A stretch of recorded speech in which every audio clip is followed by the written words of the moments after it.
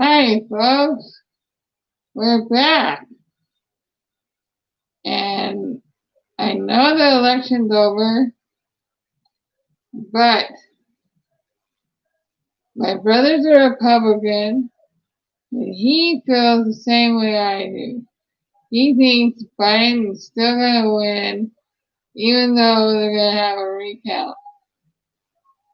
But it's still scary because you don't know what the outcome's going to be until President Biden is in office. So stay tuned for results. And Obama Bear is here for Jim White Star Power, and he's the White Star of the West. He's going to introduce Obama Bear on Medicare. And Fryer here is going to help. Hi, Fryer.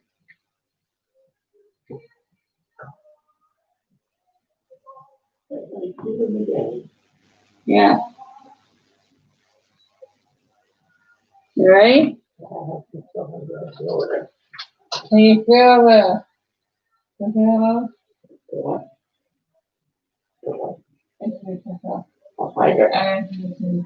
Okay. Standing.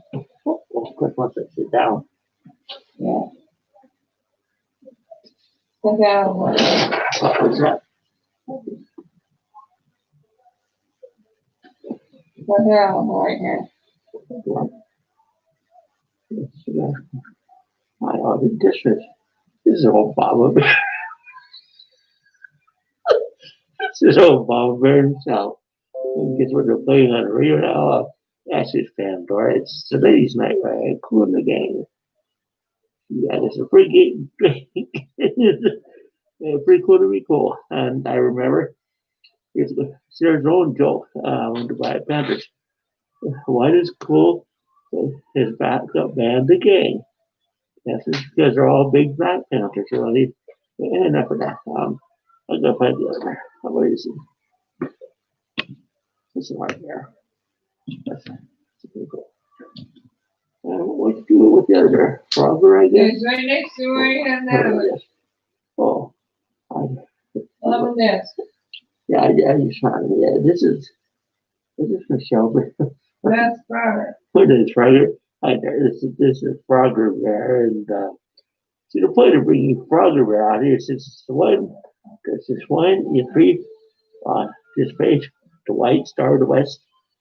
But we talked about was it Frogger, Jabbers, and Apocalypse. So Frogger, this is Frogger Bear. As far as where Jabbers go, well, yes, you'd have to actually look at that stuff because I can't possibly remember everything I say. So it's there somewhere. So yeah, to put it simply, a jammer is some kind of possibly electron, has to do with electron somehow, but some kind of form of electronic equipment that no one, the government, understands how it works. Well, the mechanism seems obvious.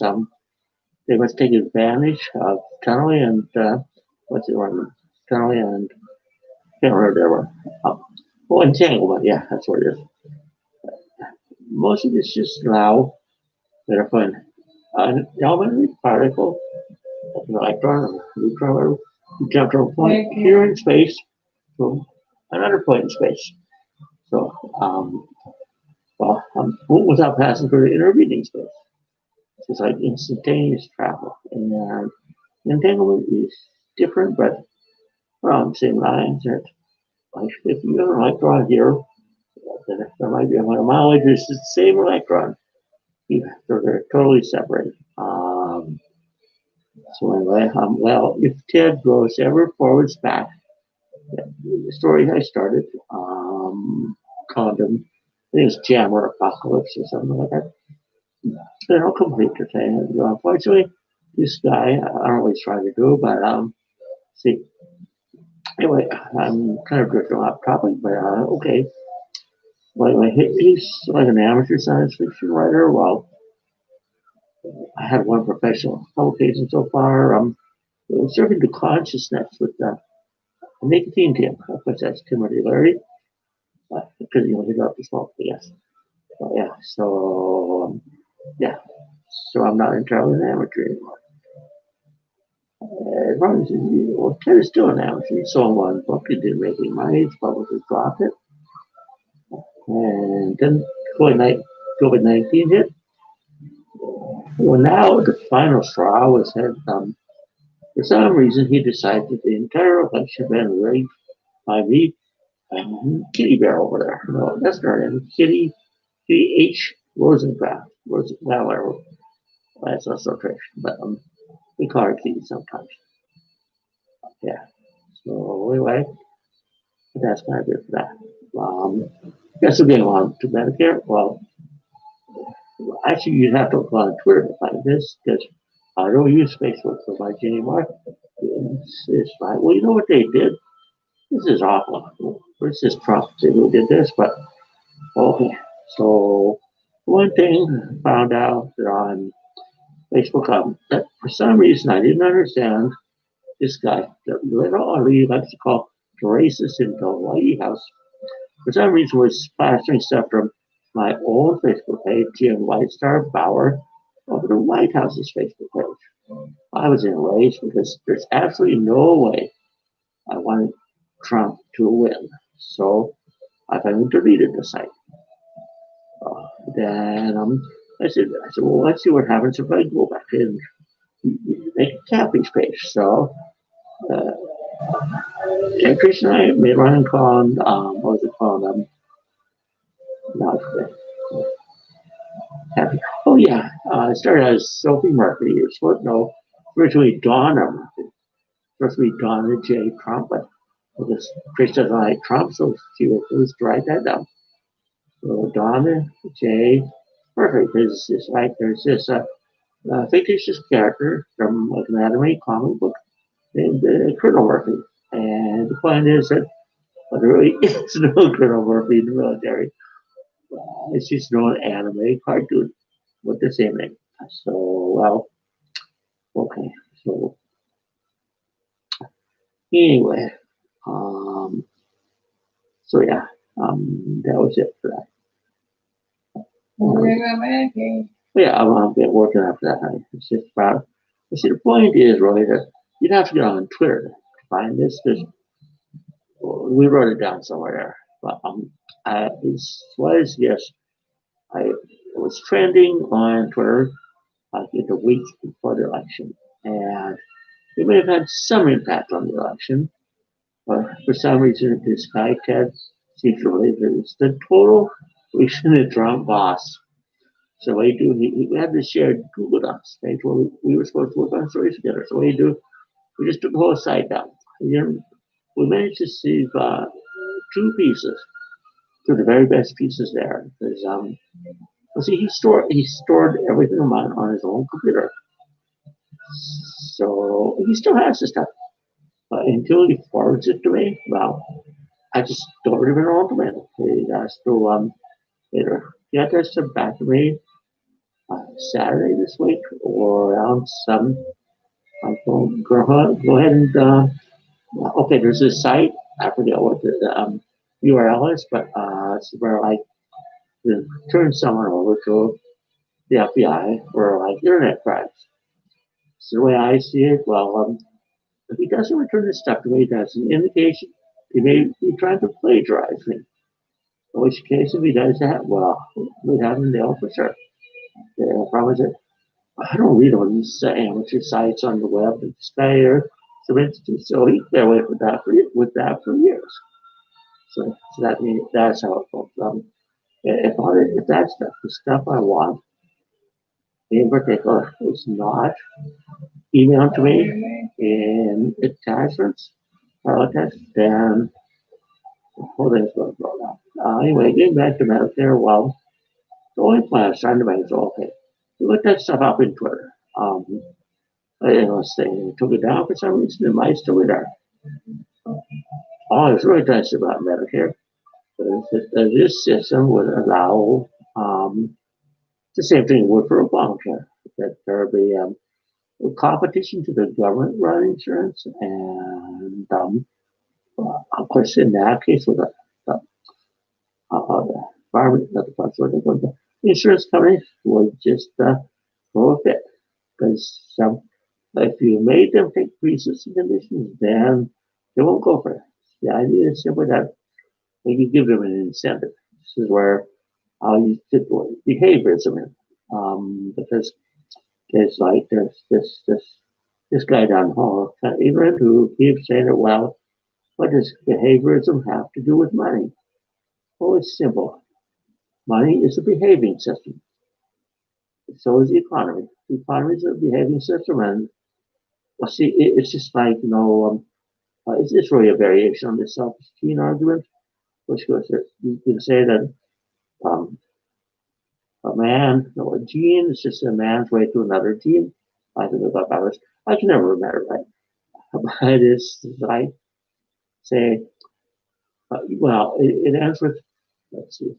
We usually think of it as a man, a gene. A man is just a gene's way.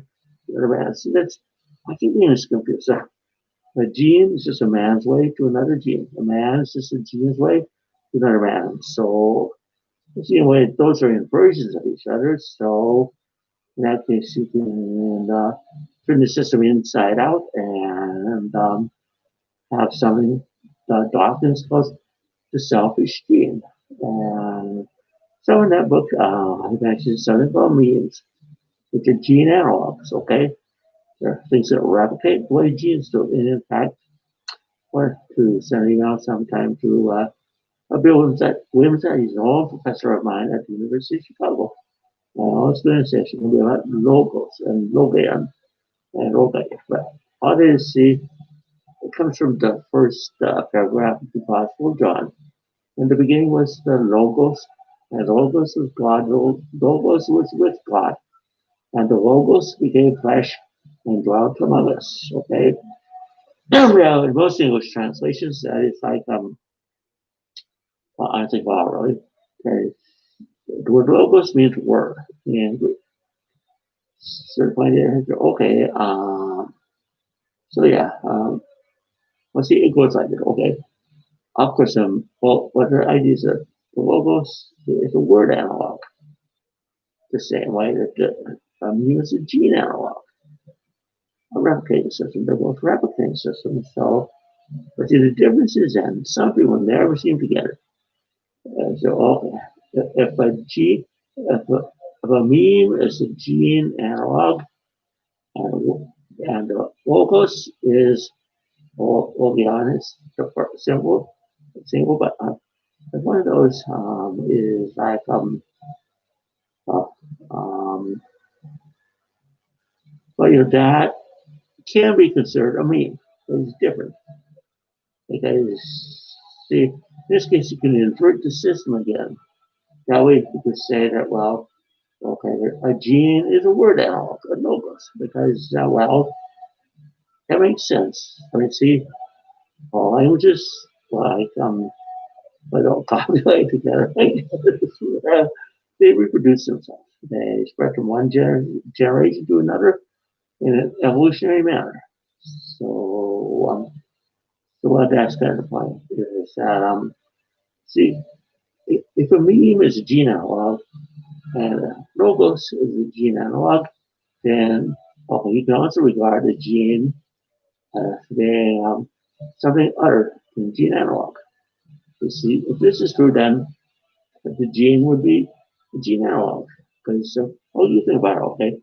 Okay, if we start here, like with say a meme is a gene analog. So logos is uh, a gene analog to, well, it doesn't always work that way. It's one thing. A meme could be logos. Um, there are different, even though they end up doing much the same thing. So all it is saying really is that you can apply linguistics to, well, It's just about any kind of complex behaving system. And for example, well, I guess this isn't typically considered to be a behaving system, but for your genes. Okay, so the thing is that okay, a gene can be a word analog. Now, if a gene is a word analog and a meme is a word analog, that means a gene is an analog of itself, which is ridiculous. Because if something is analogous to something, it's automatically distance learning. Because you're really trying to say a gene is like a word. A word is like a gene, and like that. And so that's the same way, of course, not a metaphor, but it works much the same way. It's that you're making a comparison of two things that are dissimilar but have some properties in common. So you can start what's called a written metaphor, something we use in religion. Um, so anyway, yeah, so that's kind of it. I mean, so anyway, that's that for that part. Anyway, so basically, all you have to do is run around on Twitter and just stuff popular. I said that leads to another thing, though. Okay, well, okay, Ted is okay, but really, we did promise to save the two. We did promise to what's the word? Download two of the best stories in there. There's this other one in an older book called Demonic Warfare. I don't think it's all that good, but I guess whatever. And Muhammad Ali would disagree with that because what happened. See, Muhammad Ali has a chapter in there. It's about him. It's called "Reality is the Greatest." The premise of the story is that yeah, this he starts out as a teenager, and went all the way through college. But the problem is that okay, it was this silent satellite from outer space that's coming to Earth orbit and spreading these, sonic waves at Earth that cause like mind storms. He's a mass insanity or else, well, he's the only one who's wacko. You can see everyone else is. Anyway, it's based on my life, but well, only in some parts. Some parts of it just made up entirely, and some parts like right on the nose. In any case, yeah, so it's a chapter there about the greatest. Well, it's called Reality is the Greatest. I did simply change the name of the book to Reality is the Greatest. Change that name of that chapter to something like he's the only DJ you can hear after free. He's all about something that's not in that book, which was the time that Muhammad like opened his windows in the middle of the winter. He played, drugstore, excuse me, drugstore truck driving man. Song that Joe Reyes sang at Woodstock, the famous acid party they had years ago. But yeah, so that's kind of it. I mean,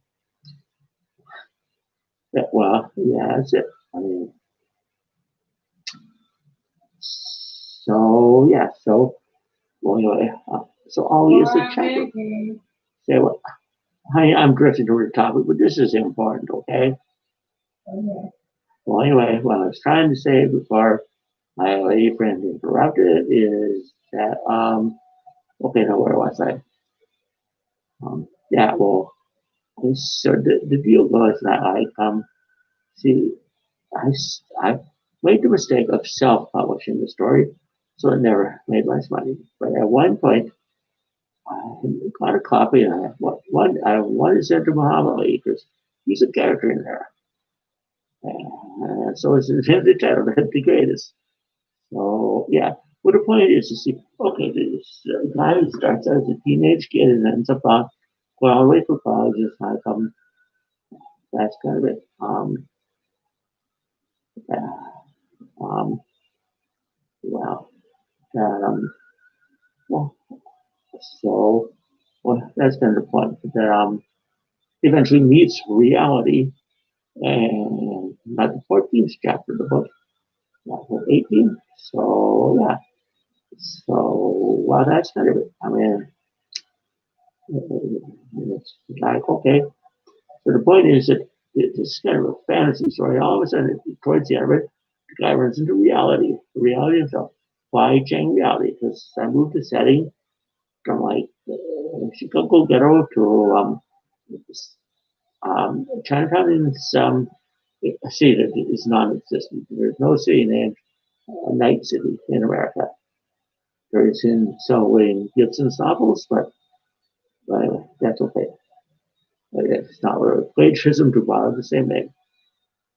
So anyway, so that's kind of the story behind it. So anyway, so I got a copy of their book. I went ahead and autographed it, and that wrote a nice message inside the cover flap. Then I put it in a box on 5 books about Islam. I want to read this and see because he is Muslim, so I really appreciate it. So okay, I mailed this stuff off, and 4 weeks later, it all came back to me. I felt bad. I felt like this guy I knew for a long time was rejecting me. But I felt, well, I'm not just going to throw all this stuff away. So I hit a different color of ink, really. I did green instead of blue. I added to the inscription instead of saying to my brother Muhammad Ali, it says, and my sister Layla. So there's a message which not by now I forget. And then I sent it to your brother Jim Bauer because that's the way Muhammad Ali addressed me in a letter once. It was a letter, it was an autograph, but it is the letter was mine. I sent it to him. He flipped it over and autographed the back. It said, to my brother Jim Bauer. Service to others is the rent we pay for room in the hereafter. He cited your brother Muhammad Ali and they drew a smile face. So anyway, so yeah, so that was all read for you. Uh, so yeah, so I finally found out from an employee a couple years later, employee of Muhammad Ali said Muhammad Ali Enterprises LLC that what happened is that apparently the mailroom made a mistake. They thought the books were autographing, and well, they weren't. I wanted him to have them. Muhammad to have them because I thought I'd make him happy. So what I heard from this woman, Dawn Isaac, okay, so later I immediately recognized your father in the story. I'm sure she opened up, read the inside inscription and a couple flap, and then maybe browse through. Hey, reality is great. It's definitely that. So, anyway, that's it. Okay, so what happened is that Alayla recognized Muhammad Ali in it, so she showed it to her famous father. I ended up being jealous of his own daughter. She had a copy of my book and he didn't. I wrote him with that because I just kept running out of money when it came time to buy another copy of the book. And I felt bad about that. Well, Muhammad Ali was okay. He forgave me because it's like a week before he died. He spent like half an hour to an hour chatting with me on Facebook. So yeah, that's true. I guess there are people who seem to think the idea that I ever lived next door to Muhammad Ali is a delusion or whatever, but that's mostly what this guy down the hall believes and no one else believes in. So, well, yes, it's true.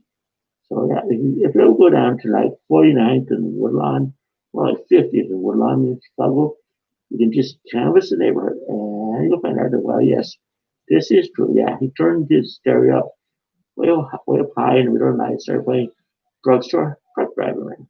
Okay, so that's a fact, Jack. Because you can check it out. So anyway, yeah. Well, aside from having to deal with a bunch of nice psychiatrists over this for years, everything's okay. Because I've been over medicated for so long. It's not funny because things like this. Okay, what the psychiatrist do is when you say that Muhammad Ali like turn on his clip shorts, as hi-fi as they could go. They woke up the entire neighborhood in the middle of the night playing drugstore program.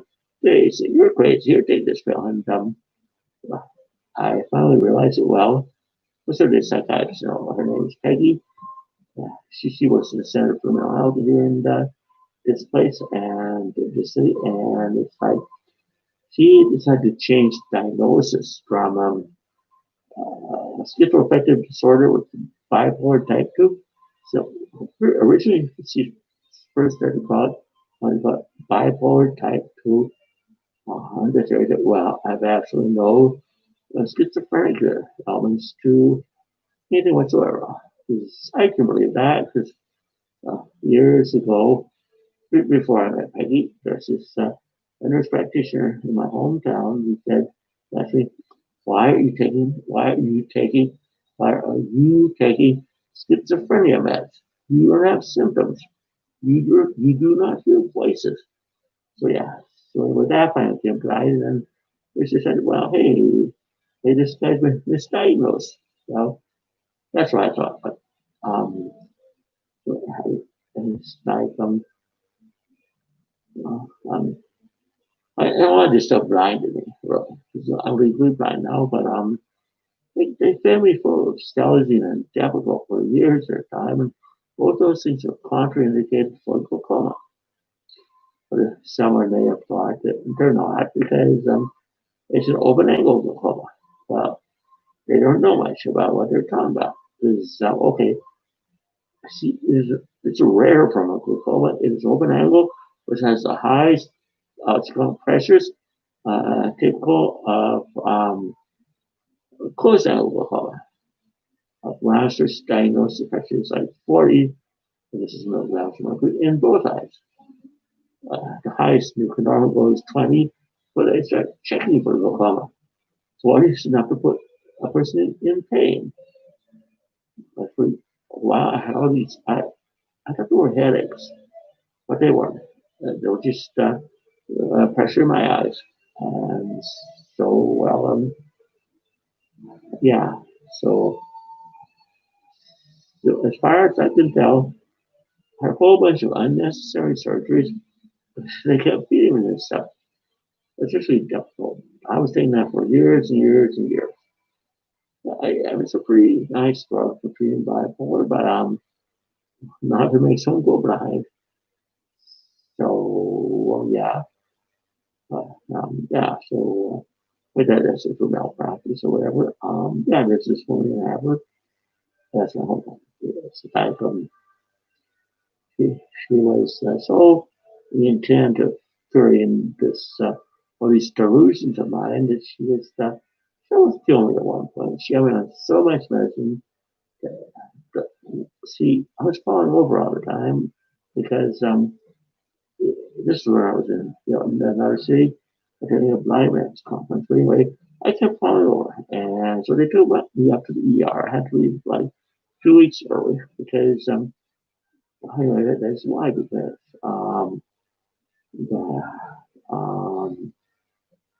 well, the levels of both Depakote and Invega were both at the toxic point. If I would have kept using this stuff forever, I could have died.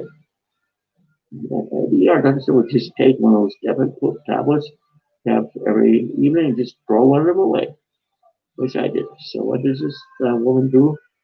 Gently, what does she do? Is she wouldn't even try to take all doses in Vega. She just insisted it's necessary. Why? Because some delusions she imagined were real or whatever. I don't know about her. So in any case, I had a perfect case for a malpractice suit. But I waited too long and the statute of limitations is gone. So, well, anyway, whatever the case, do not trust this one. There's she's like from outer space or wherever. Main problem with her really is though, she grew up in a small town. She went to school in a small town. She's never been out to Chicago or New York or LA or wherever. So what does she know? How would she know if I in fact live next door to Lonely or not? How come everything I say about that guy has to be considered as a delusion? Well, that is eventually taken away. This diagnosis has been changed. So yeah. So well, that's enough of that. Hey, honey, do you know what time it is? Yes, it's 8:07. Well, 7. Well, that's about all for now. Is there anything I wanted to say? I'm watching time. Oh, well, no, honey, you weren't listening. I said this is about all I have to say for now. Okay. So do you want to wrap it up and then go ahead and do something else? Oh, by the way, this is Pandora. What's it going? Aerosmith radio. And that's cool. This is the first time we tried Aerosmith radio, and it's cool. Just like to get it. Where I